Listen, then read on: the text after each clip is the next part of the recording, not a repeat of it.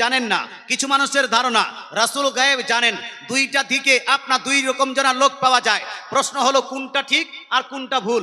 আচ্ছা বলেন তো ভাই, আমাদেরকে জ্ঞান দিয়েছেন কে? জোরে বলতে হবে কে? আল্লাহ। আচ্ছা, আমাকে আল্লাহ তাআলা জ্ঞান দিয়েছেন, কোরআন হাদিসের জ্ঞান দিয়েছেন, এই জন্য আমি কোরআন হাদিসের জ্ঞানী। আপনাকে আল্লাহ তাআলা হয়তো ফিলোসফির জ্ঞান দিয়েছেন, এই জন্য আপনি ফিলোসফির জ্ঞানী। কাউকে আল্লাহ তাআলা কেমিস্ট্রির জ্ঞান দিয়েছেন, এই জন্য ও হলো কেমিস্ট্রির জ্ঞানী। কাউকে আল্লাহ তাআলা ফিজিক্সের জ্ঞান দিয়েছেন, এই জন্য ও হলো ফিজিক্সের জ্ঞানী। যাকে মেডিকেল সায়েন্সের জ্ঞান দেয় তাকে আমরা বলি ডক্টর সাহেব, বলি কি বলি না? মুসলমান আপনাকে বলতে চাই, কিন্তু সমস্ত জ্ঞান, যতগুলো পৃথিবীতে জ্ঞান আছে, সমস্ত জ্ঞানের দাতা, সমস্ত জ্ঞান প্রদানকারী কে? আল্লাহ। আল্লাহ তাআলা যাকে যতটা জ্ঞান দিবেন তাকে সেই জ্ঞানের জ্ঞানী বলবেন কি বলবেন না? বলবেন, বলতে হবে না? যাকে কোরআনের জ্ঞান দিয়েছেন তাকে কোরআনের জ্ঞানী, যাকে ফিলোসফির জ্ঞান দিয়েছে তাকে ফিলোসফির জ্ঞানী। এবার প্রশ্ন হলো এই, আমার রাসূলুল্লাহকে আল্লাহ তাআলা জ্ঞান তো দিয়েছেন, কিন্তু গায়েবের জ্ঞান দিয়েছেন কি দেননি? এটা জানার দরকার আছে কি নাই? আছে। এবার হাদিস আয়াতগুলো নেন। কোরআন শরীফে আয়াত সূরা আলে ইমরান আয়াত নাম্বার 44 এর মধ্যে আল্লাহ তাআলা বলছেন, যালিকা মিন আম্বাইল গায়বি নুহিহি ইলাইকা।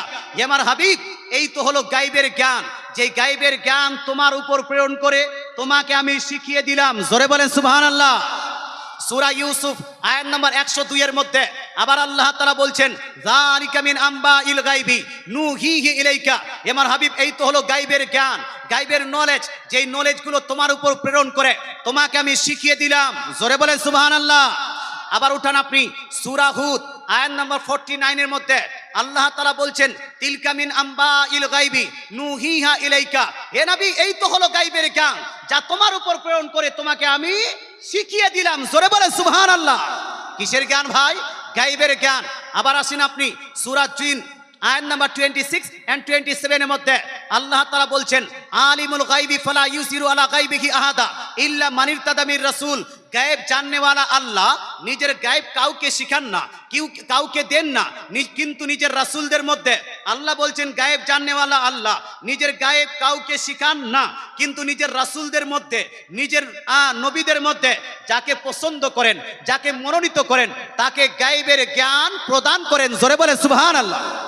আচ্ছা, মুহাম্মদ সাল্লাল্লাহু আলাইহি ওয়াসাল্লাম আল্লাহর মনোনীত রাসূল হন কিনা ভাই? হন কি হন না? মুহাম্মদ সাল্লাল্লাহু আলাইহি ওয়াসাল্লাম আল্লাহর মনোনীত রাসূল, মুহাম্মদ সাল্লাল্লাহু আলাইহি ওয়াসাল্লাম আল্লাহর নির্বাচিত নবী। আল্লাহ তাআলা বলছেন, নিজের নির্বাচিত নবী, মনোনীত রাসূলকে আল্লাহ তাআলা গায়বের জ্ঞান প্রদান করেন। আমি 4টা আয়াত দিলাম, আরো আয়াত